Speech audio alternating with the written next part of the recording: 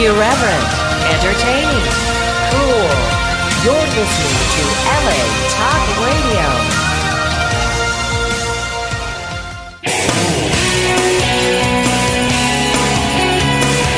You're listening to Peace Fund Radio with Adrian Paul and Ethan Dettenmaier, right here on LA Talk Radio. Good morning. My mic wasn't up immediately. Ethan, how are you? Fantastic. How are you this morning? I'm actually pretty chipper this morning considering the amount of stuff that's going on at the moment. Like what? What stuff?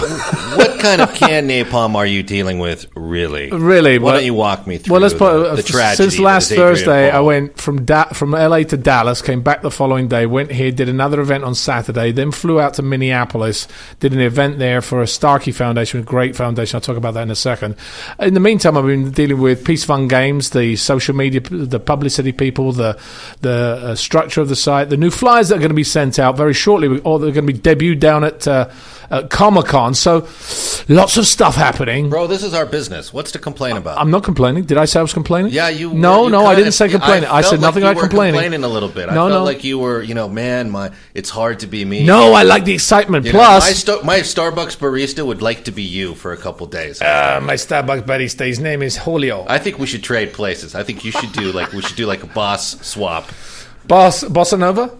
No, Bossa Nova. That's not what I said. Oh, okay. See, I have to get all this lovely stuff at me this one. But I actually did go to a fantastic event this weekend. I mean, it was called the Starkey Foundation, and I want to talk about that a little bit because the Starkey Foundation is a very large organization. This event was absolutely huge. The celebrities there were very notable celebrities. Bishop Desmond Tutu. There was. That's a good one. Yeah, I mean, he's fantastic. Oh, such a beautiful man. I mean, seriously. Really impressive, huh? Great man, yeah. And there was also John Legend sang. Sammy Hagar performed. Together? No, not together. No, it was a little bit different. That would be a totally different genre. Jessica Sanchez from who became runner-up in America's Got Talent. America's Got Talent, is that the one? Yeah. Anyway, yeah. And also Hillary Clinton spoke. I mean, there were a lot of... But the cool thing about the event, apart from all the celebrities and the great event that it was the fact that the founder of this event is a self-made billionaire, and he founded this event, 10, 14 years ago. And the care he had in what he did, what Starkey Foundation does is they supply earpieces, hearing aids to children in over 100 countries now. There are about 100,000 hearing aids per year. Right now they're on the target this year for 165,000. And their quote is 1 million hearing aids by 2020, which they're well into actually achieving. But what was really touching about it was the fact that it was the heart about the organization. Even though it was a huge organization, there was so much heart and caring and concern, even from people that had a lot of money. And I mean, they raised an extreme... I mean, if I raised how much money they raised that night, I would be like, I wouldn't have to work anymore. They raised that evening That's a terrible way to put it. No, but seriously, I mean, the way they... I mean, it was so impressive that they had an auction, a live auction, and they had a silent auction. And in that silent auction and the live auction, they raised $3.2 million. Just in those two. Brilliant. Just in those. The event itself raised $8.7 million. You know what would be great at auction in an event like that is like being able to have lunch with Bishop Tutu. Oh, I mean, he's such a. I mean, he's very funny too. He's a very interesting sense of humor. You have to have a sense of humor if you come from where he's from. I know. You wouldn't be able to cope. And he is so. I mean, there was so much. There was two guys, an Israeli and a Palestinian from Gaza, who have come together to actually stop the violence. And it was so... Both of them had lost their children. One shot by an Israeli border guard, and the other one blown up by a bomber. And it was just so amazing to watch these guys who had put away all that grief and hate and everything else and come together to stop the madness, to stop the political madness that is the Gaza Strip. Anyway, I'm not going to go on about that because it was a great event and I can talk ages about it. But I have another guest in the studio. Yes. Because, I'm going to have to talk about this young lady because, we're going to be going head-to-head very shortly in Peace Fun Games. Dun, dun, dun. Dun, dun, dun. General Carrie Keagan, or better known as Carrie Keagan. I'm going to make people call me General. It's General. Head. You can't give up that rank. In fact, even after the event, it'll be General retired. Exactly. Oh, no, Still just General. I'm not RET. retiring. This is going to be a lifelong thing now. You should do. You like ordering people around, right? Yeah. Yeah. It's weird how that just comes naturally sometimes. Well, it would do because you're one of TV's most sought-after personalities. You've hosted and produced VH1's daily morning talk show, Big Morning Buzz, live with Carrie Keagan, correct? I did, yes. Yeah, and you've launched the show's weekly counterpart, Big Evening Buzz Live with Carrie Keagan. I did that as well. Yes, and I've got it all down here. I've got all your entire thing here. It's And now I'm trying to take over late night TV. So Well, you see, I'm sure you've done over 7,000 interviews. Yeah, actually, that number's probably way bigger than that. Oh dear, well, you haven't interviewed me You're or right, Ethan. I know, it's I true. think that's so strange. And you have actually been strangely, you didn't know this, but you have been a part of my life for a very long time. Okay, I want to hear about this. Clarify that. I mean, first of all, who didn't watch Highlander? Okay. Oh, I mean, thank I would you. like to see a show of hands. There's not one person in here that could raise their hand. You have to. Oh, Ethan goes, no, he's seen the Duran Duran video. I have seen the Duran Duran video where he was a matador. I've watched that religiously. Okay, and by I the can't way, get enough of that. Duran Duran is one of my favorite bands ever. You see why I'm in her life? You see why it is? I told him he should have called his paintball team the Matadors Why God. didn't you? because he would find it condescending. He would find it I'm condescending. not finding it. I'm just not. He would the never point. bow down to a suggestion There from is this no side of the team. studio. The team is just. Oh, I see where the line is. I see the divide. Yeah, there's a at the big table. divide here. There's I get turned off every time I. You don't choose have team names? Not yet. Relax. You are going to have them, though, right? Well, the individual teams within the general's army will have individual team names, yes, and then there will be when we do the first day, which is the 12 team 5-man day event. Each of those teams will represent a charity, and each team will have a name. Yes, so Fantastic! Look at that. I'm learning new things because all I knew is that you were going down. It's not true. It's not true. My name is not going down. Well, are you the type of person to sit back at a command center and issue a bunch of orders? You seem like someone who's going to go out and get it. Yeah, I probably will grab a gun at some point. Yeah, that's what I thought. And I can't decide which gun. I really need to go. I've never You lead actually from the front. We're gonna admit something. We're right gonna now. go. We're gonna go and shoot some paintballs. Yeah, we have We to. do- we because are. I've Don't worry. I've never done it. It's everybody's gonna go out there and they're gonna shoot and. I've been told it hurts a lot. It can do. That's why they have padding, and that's why the paintball jerseys that we have supplied to us. Everybody, when you go to the website is www.thepeacefungames.org. We're also going to be getting com and peacefungames.org. So you type in anything, it'll come up. But the new site should be launched by tomorrow because we have all the flyers that we're going to be taking down to Comic-Con. Yes, down to Comic-Con. We'll be distributing to all the people down there. We have a huge team assembling now to really make this game really happen. But, it's going to be It's going to be a big game. There's going to be a lot of people there. Yeah. And there's going to be a lot of humiliation happening on the blue team. Sorry. There are words I could say, but I can't say over the radio. Is that true? Yes, it's true. This is a clean radio station. Oh, good thing you told me. It's not a clean station, but it's a clean show. Except Ethan's on it, so it's kind of difficult, right. It's dirty in a different way. So let's talk a little bit about, because we are doing this event for charities and raising money for charities. I know you're an advocate for the American Humane Society, and you also support No Hate. Yes. That's NOH8campaign.com, a charitable organisation whose mission is to promote marriage, gender and human equality through education, advocacy, social media and visual protest. Which I'm sure you could do very well, visual protest. But while inspired by the passage of Prop 8, the scope of No Hate campaign has grown to stand against discrimination and bullying of all kinds. The message of no hate can be interpreted and applied broadly and speaks to each person in their own way. Why did you want to be attached to that type of organisation? They actually, when they started, it was for Prop 8. They were trying to get marriage equality, and they were trying to...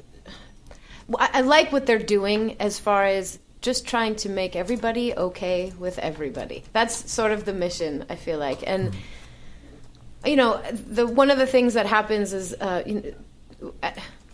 they they help people that are being bullied for things that they can't necessarily control.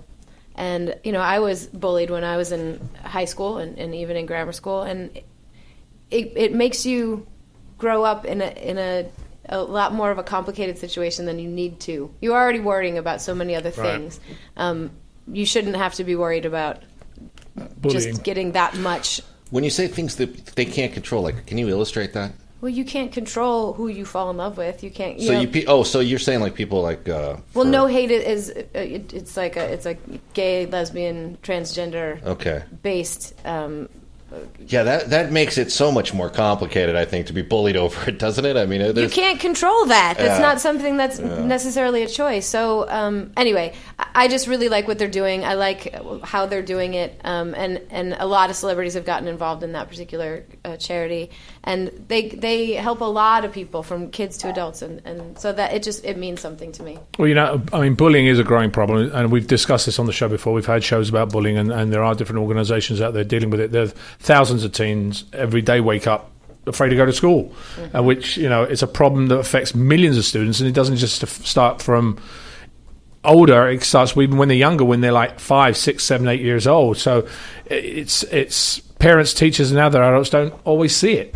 They just don't see that it's actually happening. My parents didn't see it. I told them what was happening when it was happening, and they don't believe that it's as bad as you say it is. But I would come home from school crying every single day. It's interesting because we love having facts on the show. And one of the facts, which again, I hate pronouncing, but this is what the fact is that over 13 million American kids each year will be bullied.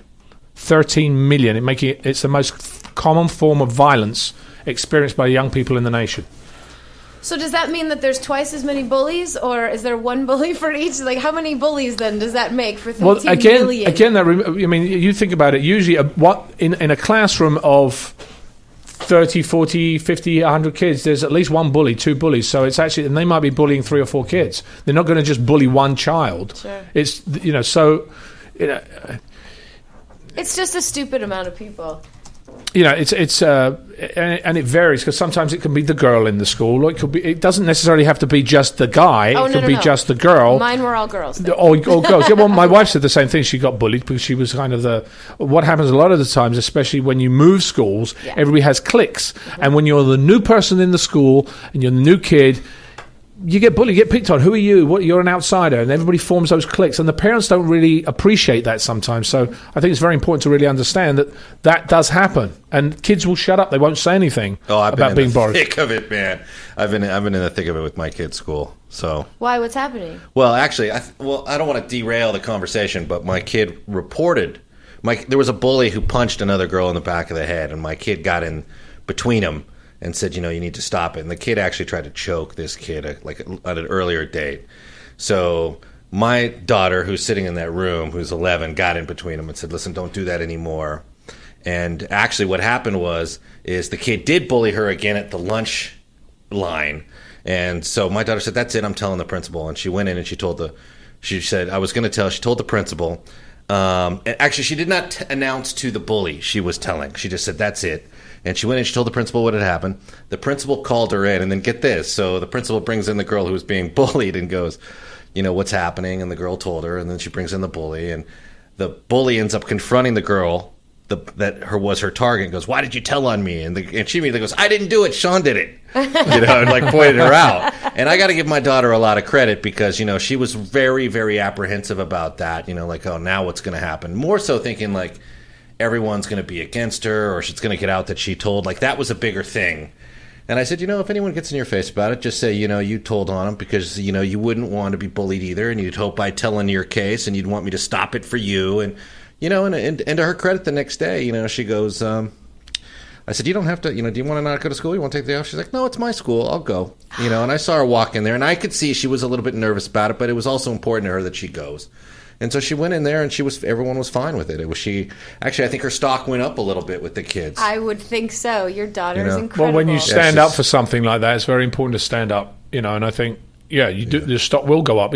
I think a lot of the time when we have things, we're afraid to take some just because we don't know what's going to happen if we do take that action. But most of the time, if it's the correct action, the good that comes out of it, and the respect you get out of it is huge. Well, it's funny God, but when you're little, you don't know. Yeah, you don't exactly. know that when you The whole no thing idea. is just scary. And I told her, I said, you know what? In a couple of months, or even in a couple of years, people have a whole new level of respect for you. I know it's like this convoluted, dramatic thing you're going through now, but Nobody's gonna mess with your kid now. But it's but I'm always quick to I always like to make I tried to volunteer at that school too. I always tried to they used to call me the giant.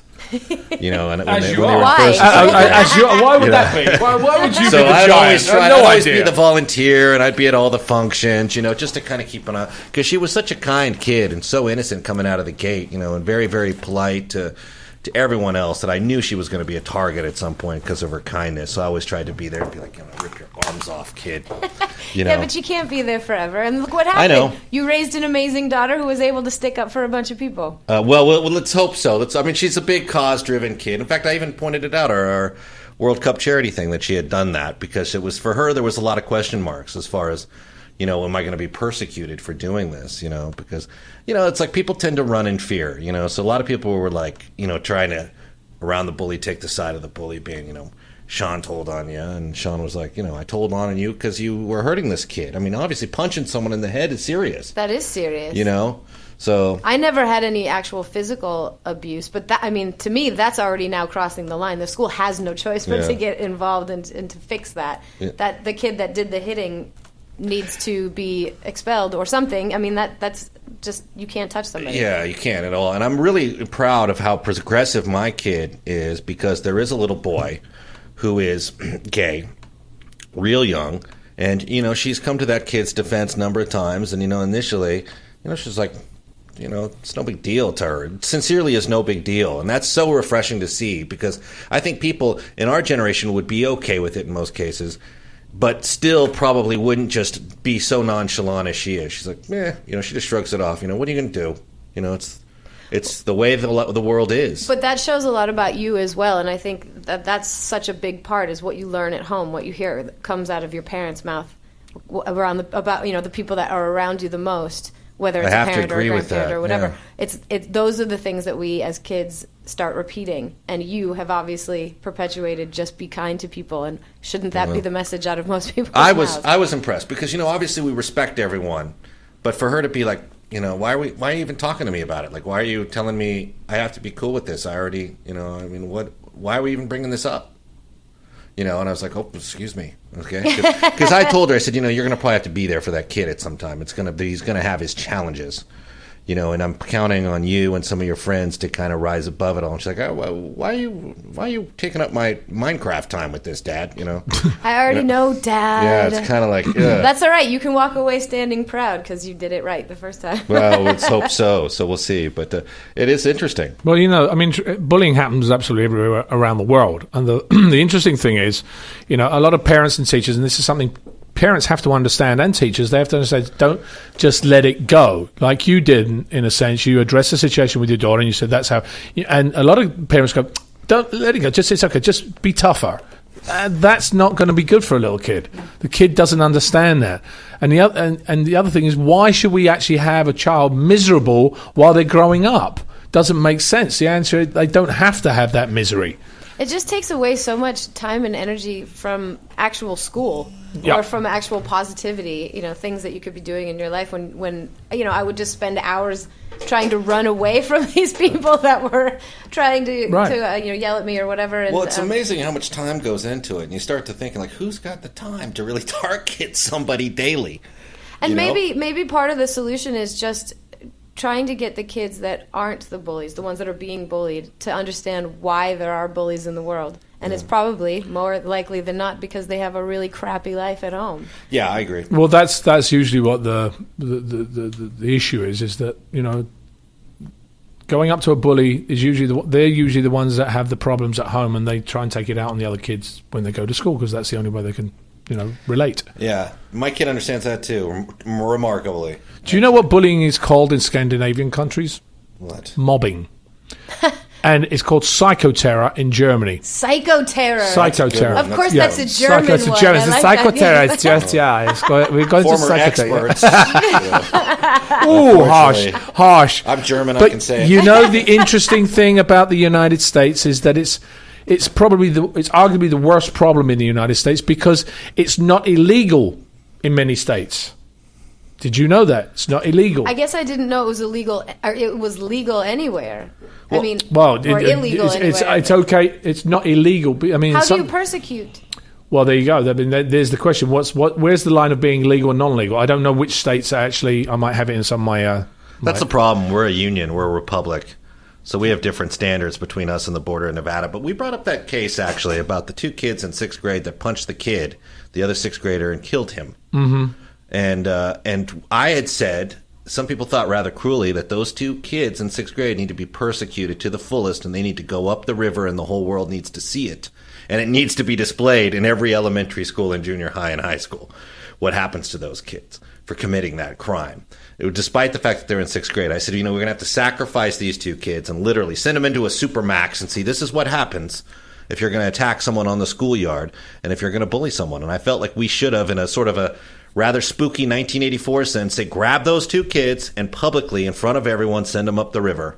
And let that serve as our example. And the interesting, probably eradicate the interesting thing also is there's the fact that things like bullying and things that all these things have domino effects from other things. True. For instance, kids that don't have seeing eyeglasses. Well, we've dealt with organizations that just give seeing eyeglasses to kids in schools, and they distribute these, because what happens is when a kid can't see what he's looking at in class, he gets disassociated. He becomes then tired and bored and goes outside and does something else because school doesn't mean anything to him because he can't learn, or she can't learn. The same thing happens when a kid can't hear. They're not associated. So those problems are also associated with this problem, because then they turn it into a different form of expression. I agree that they do. Do you know it's estimated that 160,000 kids each day miss school because they're afraid of being attacked or intimidated by other kids? That's unacceptable. 160,000. You cannot sit by and be comfortable with that number. Yeah, that's 15% of all school absenteeism is directly related to fears of being bullied.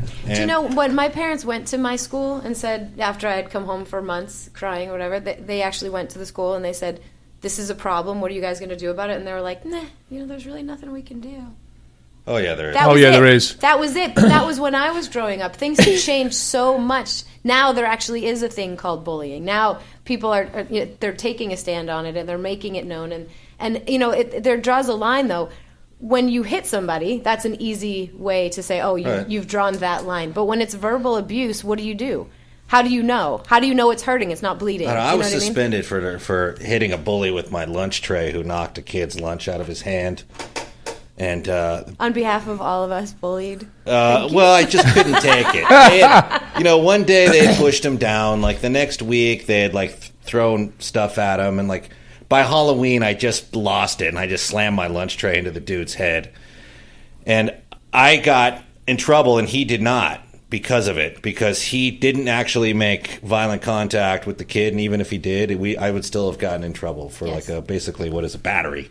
Well, you're right, because bullying takes totally different forms. It can be hitting, kicking, pinching, punching, scratching, spitting, and all different forms, which you can damage their belongings and stuff like that. There is the different forms of bullying that adds a psychological problem to a child. This particular kid lived in fear, though. You could tell. I mean, he just did not want to go get lunch each day. It was horrible to see this. And this was when I was in 9th grade, and this guy was huge, man. He was a senior, and my only shot is to hit this guy with my tray right across the nose. I wonder where he is now. Run. The only redemption that you get from all of this is that as you don't peak in high school and you become an adult, you start to go back and see all of the people that bullied you as a kid. And Where are they now? Nowhere good, Exactly. usually. They've all peaked. They all peaked too young, and now they have no place to go. And I think a lot but of people... you don't know that when you're growing up. No, you don't. But it doesn't matter to you when you're growing up either. When you're a child in school and you're being bullied, that is the only thing you can see. You can't see your future. You can't see where you're going to be in college or where you're going to be later on in life. You have no idea about what's important is what's happening right now, and that affects you psychologically. That's a great platform to bring up, because that's one of the things I had to get to my kids, into my kids' skull too, when this thing went down, is that this isn't your life. I know 5th grade seems like this is your whole world, but you're not even going to probably know these kids in 10 years. It's going to expand, you're going to travel, you're going to meet all kinds of great people, and that's the thing I think a lot of people that are being bullied have a hard time grasping. They think this is it, this is never going to end. Well, and they feel like they're going down a dark corridor. Because you have no other perspective. Right. And you go home and you go to school every day. You see the same people every single day. Every hour of your life that is your entire universe. The thought that you might be able to go to a different state and meet someone else, that's like not even real. That's not going to happen for another 5 years at least, when you're... See, when Adrian bullies me here in Colorado, I try to remember that my life is much bigger But what's funny is that... That's bullying when you're young, but when you're trained to do that, or you've practiced being a bully, that practice. You know what I mean? You go training. It continues as an adult, true, and so now you just become a jerk as an adult, and no one wants to deal with you, and it never stops. And so you're just an abusive. You might become an abusive, a spouse, or an abusive parent yourself, or an abusive boss, and. We have to stop it when it's young. I agree. Have to. The other thing is because of the change of technology now. I mean, it's not just in schools. Cyberbullying is another thing that is very. So and we've had organizations, young organizations. I know we had John Beerley listening in the ether somewhere. John, are you there? We do. Good morning, Adrian and Ethan. Oh, you're a little scratchy this morning. How are you? I'm doing well. Oh, that's okay. John, please meet Carrie Keagan, our other general, Hello. who I'm going to stomp on. Good morning, Carrie. Bully. Jeez. Sorry, I didn't mean to bully you. But I mean, John, we've had Young Heroes of the Week come onto the show. One was actually cyberbullying that we were talking about, text messaging, picture, video clips that via mobile phones, and email bullying, chat room, instant messaging, those types of things, which is now becoming a problem because of the technology that we actually have available to us. Can you remember who those girls were? It was Lauren and Victoria Coxum. They started an organization called Think Before You Type, which you can read about at tbytinc.org. And they have a series of video challenges to all kids to basically teach about bullying, teach about the effects of bullying, how to avoid bullying, what to do if you've been bullied. And their goal ultimately is to help kids learn to use the internet in a very safe manner, a smart manner, and kind of break down some of these walls that come from bullying and some of the things that come along with all of this instantaneous technology that's always at our fingertips. So yes, go ahead and check those girls out. Everybody who's listening at tbytinc.org. It's Lauren and Victoria. And we've actually had lots of heroes of the week who've dealt with bullying. Breaking 27, the band, came in and performed in the studio. You can find out about them at breaking27.com. We had Dalton Sear, a 14-year-old recording artist who just yesterday, as a matter of fact, performed for the children at the Golisano Children's Hospital in Rochester, New York. Dalton has done a lot of... It works into his show. He always has bullying messages. He's done bullying programs at schools across the United States. He's working on a couple of songs for an album that's going to bring attention to bullying. He's got his finger on the pulse of all of that. So we've got lots of incredible young people who are working hard with this issue, and we're actually going to be speaking to one today. I really like what the Think Before You Type. That message is fantastic, and I'm wondering if they can help me with my drunk texting in the middle of the night. Is there any? I'm sure they could. That's so entertaining. Why do we want to rectify something that's brought so much joy and humor to so many people?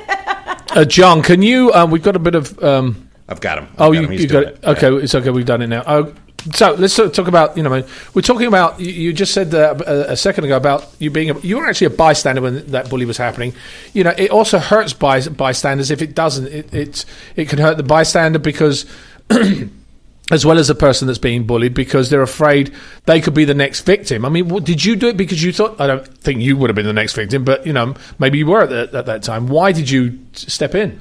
Well, this guy was clearly being tortured, to the point where it was really affecting. Are you talking about that high school situation? Yeah, the high school when you were talking about. I always recognized him as being a nice guy, actually, and he was just clearly made miserable. And I kind of felt like if I did something, maybe I could stop all the bullying that we didn't see that this bully was pulling the trigger on. I felt like maybe if I do something, for the bullied everywhere, it'll ease back. So I also got to the point where, as you know, I blow my stack. You? Yeah. No. So I just finally got to a point where I said, this is it. That's it. And it was just a quick and I wish I could say I had it all premeditated and planned out, but I walked away really going, what just happened? I had no idea really what I was getting into at the time.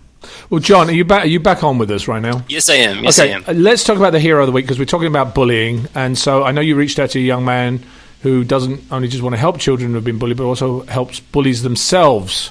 So can you tell us a little bit about him? Yes, this week's hero of the week is another visit with a young man named Matthew Kaplan. He's 17 years old. He's from Phoenix, Arizona.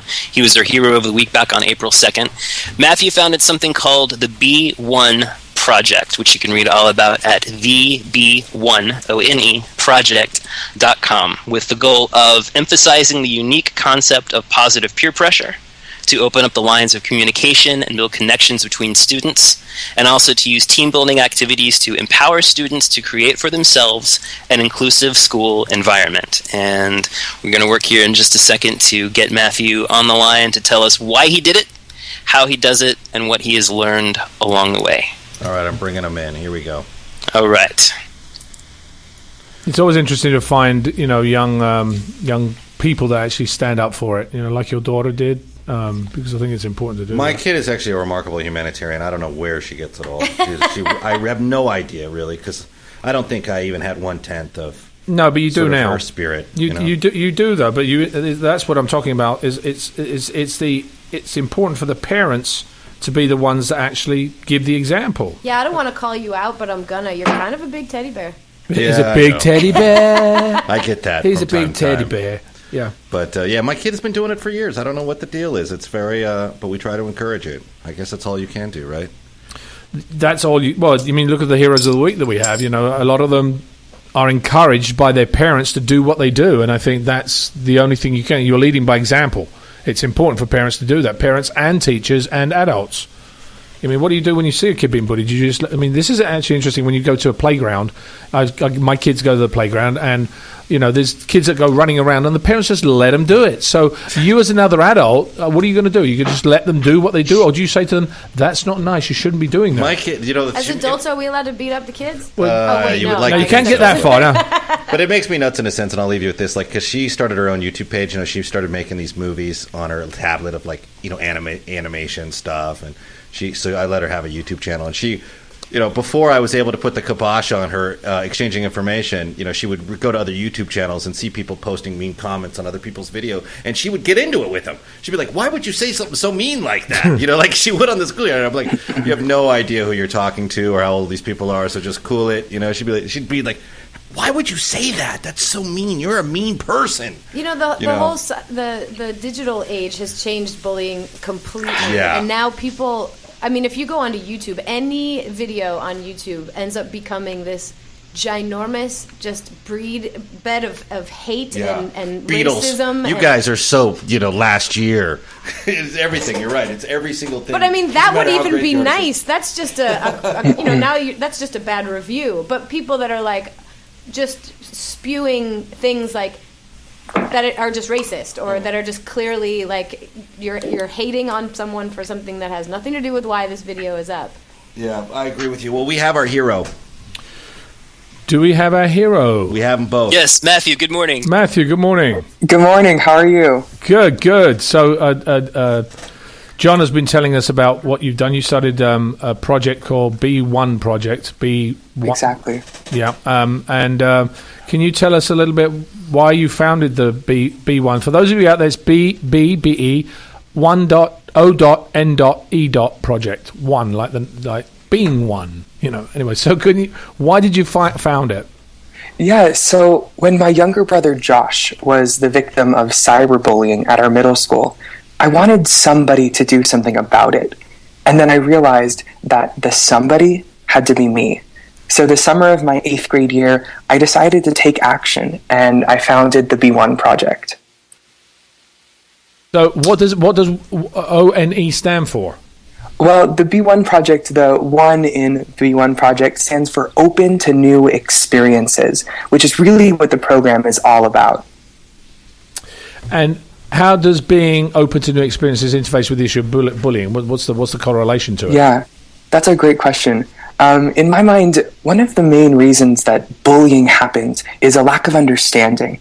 The Be O.N.E project, through our day-long program full of games and activities in both large and small groups, teaches kids to celebrate their similarities rather than tear each other apart for their differences, and to treat one another with the kindness and with the empathy that we all deserve.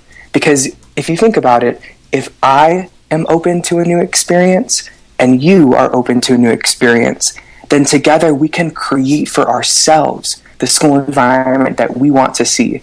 And the Be O.N.E project shows kids that environment can be bully-free. And how do you design the activities? Well, I started off and I talked to administrators and teachers and students, and I asked a very simple question. What are the problems in middle school? And I got all of their feedback, and in figuring out what the issues were, I then made a plan to try and figure out how I can best counteract those issues. And why do you think it's important to reach out to the kids that actually bully other kids? I mean, wouldn't you reach out to the kids? Yeah. Well, if you think about it, 90% of 4th through 8th graders report being victims of bullying. And if you ask any given person, the likelihood that they'll admit that at one point they were a victim of bullying is pretty high.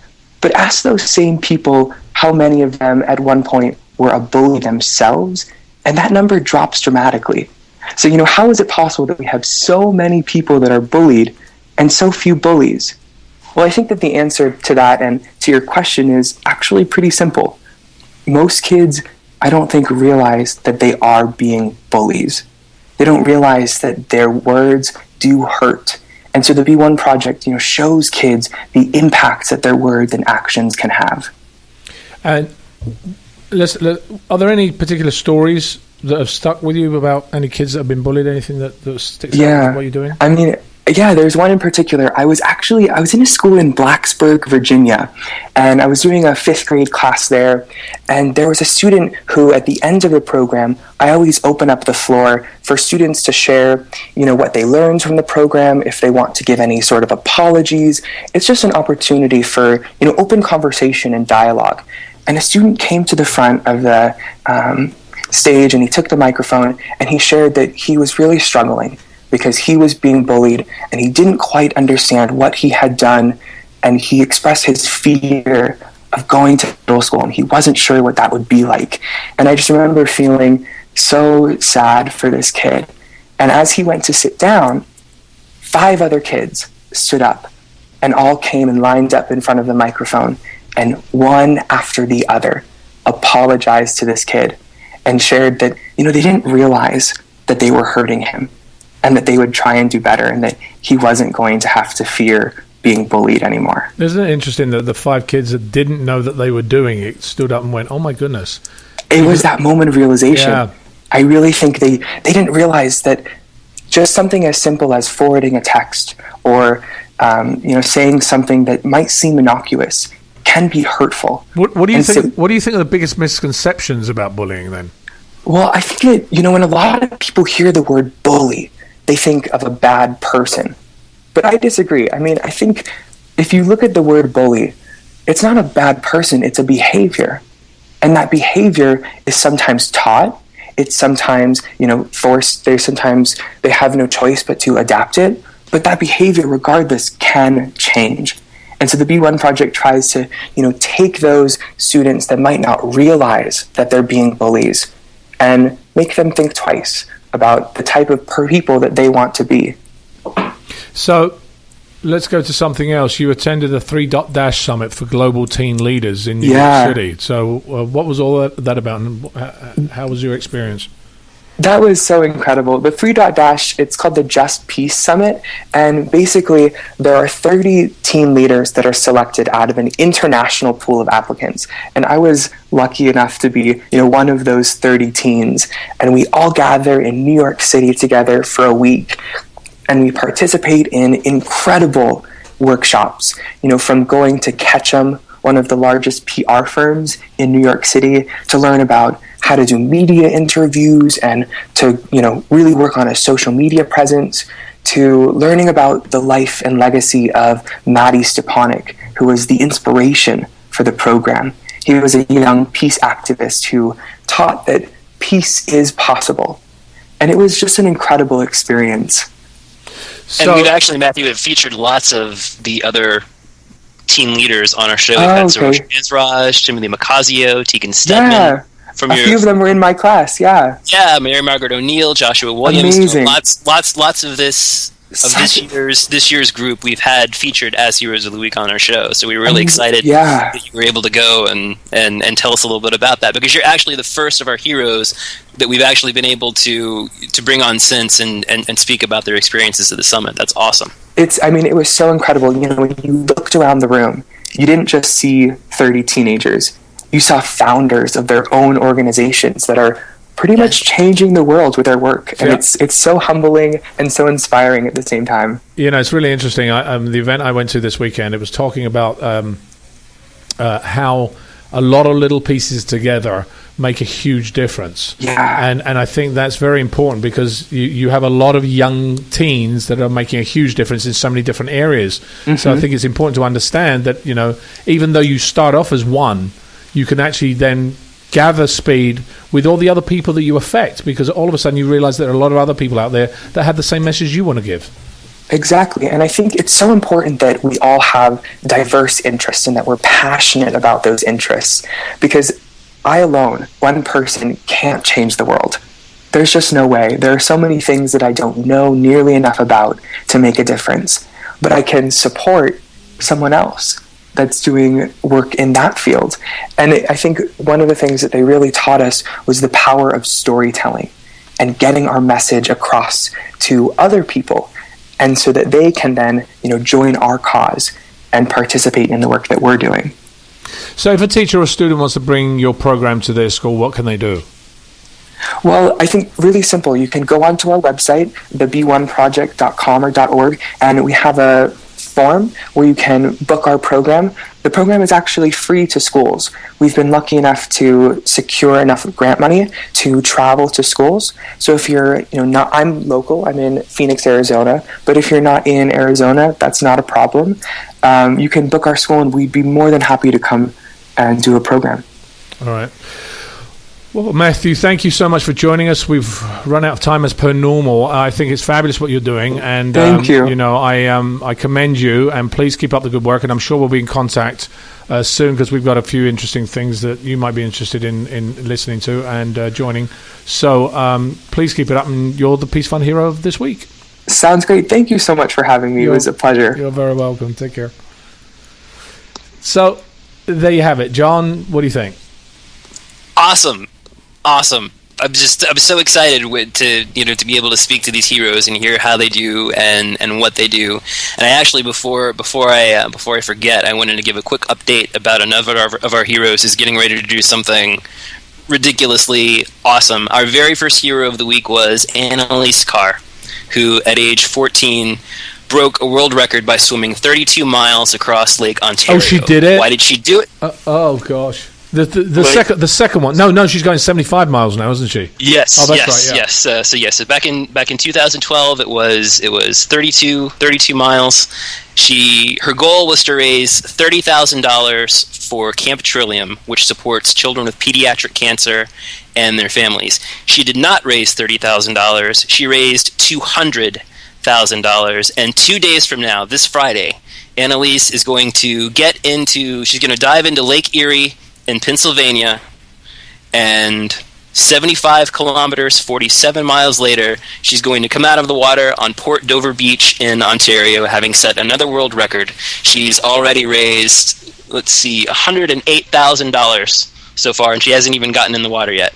So 2 days from now, Annalise is going to be making yet another massive swim. So Annalise, if you're out there listening, we are behind you. Yeah. That's awesome. And by the way, Lake Erie is not a warm lake. Have you been in it? Well, yeah, I grew up in Buffalo. That's oh gosh. Yeah, it's not warm in there, and it's not necessarily super clean either. So, and that's not Carrie, a tough one. I wanted to say that I hit the ground running with links and things this morning, but I just wanted to say, as someone who loves movies, I've been watching your interviews with people for years. And they're very informative, but also a lot of fun. You really bring a lot of fun out of the people that you interview. So I've enjoyed your work for a lot of years. Thank you for that. Very much. That's really John is very up to date with all the celebrities we have coming on the show. He's very well up to date with stuff. It's remarkable. It is, actually. I want to give a shout out, actually, to, we've talked about bullying this morning. We talked about the effects of bullying, why they bully.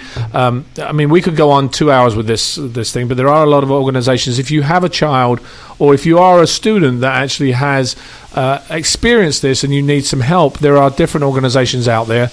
The Bully Project is one of them, which is www.thebullyproject.com. It's a social action campaign inspired by the award-winning film, I can't even talk this morning, Bully. It was directed by Sundance and Emmy award-winning filmmaker Lee Hirsch, which brings human scale to the startling statistic, offering intimate, unflinching look at how bullying has touched 5 kids and their families. The Bullying Project has surpassed its initial goal of 1 million kids.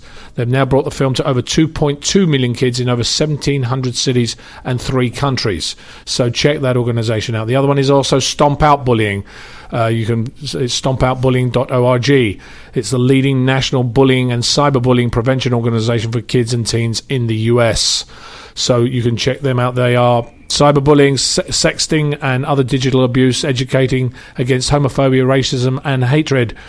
So there are many things they deal with. You can check them out. Also, there is DoSomething.org. It makes the world suck less, basically. One of the largest organizations for young people and social change. Their 2.5 million members tackle campaigns that impact every cause, from poverty to violence to environment to literally everything else. Any cause, anytime, anywhere. You can actually go and check them out at DoSomething.org. So, and by the way, young people can also explore all kinds of campaigns and act to put an end to bullying. If you go to www.dosomething.org/cause, you will see it on their site, and you can actually join the movement. In the studio today, we have Indomitable General Carrie Keagan, as she likes to be known now. That's right. No matter where I go on any show, you're going to be General Carrie Keagan. Because now when you start interviewing people, you're going to be like, my name is General. It's like the other day. Do I have to have an accent when I say it? Well, actually, it sounds like you should do, actually. Over the weekend, I told you I went to the Starkey Foundation, and I was talking for a considerable amount of time with Prince Seso from Leto. It's Lehtho. Anyway, a small country in Africa, and his manager basically said to me, "You must announce him when you speak to him as His Royal Highness Prince Seso." So I'm now going to have, this is General Carrie Keagan, so her wealthness. That's right. Oh, your wealthness. I like that. Can we change the titles? I like this. I think very good. we're being very what's the word, creative here on this show, right, Ethan? Fantastic. Creative. There are some very famous people that require that you use their proper, whatever. Title. Yeah, their title. Sir Ben Kingsley, you're not allowed to address him unless you call him Yeah, Sir I think Ben. that's ridiculous, personally, especially in America. Well, especially anyway, personally. I mean, it's like... It's really... You gotta Hi, call Sir Ben. Sir Ben. What do you call him, Sir Ben or Sir Kingsley? Sir Ben. Sir Ben. Oi, Ben. Yeah. Oh, yeah, he looks at you very nasty. Oi, Ben, can you come over here a minute? Oi! Oi! I'd be like, excuse me, don't you know that I was Gandhi? Well, he was but he great. wasn't He a was sir awesome. He's an awesome man. Come on, he's fantastic. Great as Gandhi, but I mean, let's drop it. I mean, come on, sir. It's just such a classist. Well, we also had Sir Roger Moore on the show, and I called it. I said to him, actually, I was emailing him, and he said, I said, what do I call you? I mean, do I call you Sir Roger? Sir Moore? He probably said, and he "Just goes, call me Dobby, call me whatever you want. Yeah, see, he seems like, and that's much more respectable. I mean, come on. He's like, you can call, no, what did he say? He said, call me thug or something ridiculous. I was laughing because call me Mrs. Call me Mrs. Thug. It's amazing that you like the rock and roll alumni who've just basically ditched that ridiculous title, and those who like Kingsley make sure you say it. It's like the two different character types. It's always humorous. To You know see what who though? says it. I'm on Sir Ben's team because I want to be General Carrie Keagan. No, but see, that's from different. now That's a on. military rank that you have to earn. It's not something that's given to you by some upper class. I mean, you're trying to say right now that he didn't earn his sir? I don't. It's handed to you. Well, the interesting people thing is... whose own status is rather questionable, if you ask me, in terms of a class system. Actually, I'm not sure. Is she madam? I think she might... because it's Who's sir. madam? Well, when you're knighted, you're called sir. When you're a... it's Dame, knighted as a isn't it? woman. It's Dame, isn't it? That's Dame. right, Dame. That's right, like Dame Judi Dench. Yes. And I'm wondering whether Judi Dench is, do you call her Judy or whatever? I don't know. I've actually met her, and there was no stipulation when I walked in the room about calling her Dame Judy. We got to wrap up the show, but Yeah, I've got to we gotta tell you, wrap the whole thing to me is just so. And I know you're British, Adrian. Forgive me, but the whole thing is so ridiculous. Yes, It's I know. so- You would do. You know, went to the Duke, tea party at Earl, friggin' Boston Harbor. That was yeah. So I- now General Adrian will be fighting for his country. I am General. Which is obviously Mexico. If you General. heard him say that. Obviously, he's fighting for Mexico. Anyway, listen, we are out of the... Carrie, thank you for coming on, and I look look forward to kicking your No, I was ass going to later. say the same thing. Actually, I actually tweeted it, and yes, I did tweet it. You must have missed it. have to get on Kicking that. Carrie Keegan's out, not literally, ladies and gentlemen. Lovely lady here in the... Spiritually. spiritually thinking. But thank you to all of you that are going to make Peace Fun Games possible. Thank you all of you, the Speechley family, for providing funding for these 2 years. And in closing, Ethan, thanks a lot for bringing us here. Tim Fields, a quote for all of you out there: never be bullied into silence. Never allow yourself to be made a victim. Accept no one's definition of your life, but define yourself. This is Adrian Paul and Ethan Dettenmaier. We will talk to you again. You're listening to Peace Fund Radio with Adrian Paul and Ethan Dettenmaier, right here on LA Talk Radio.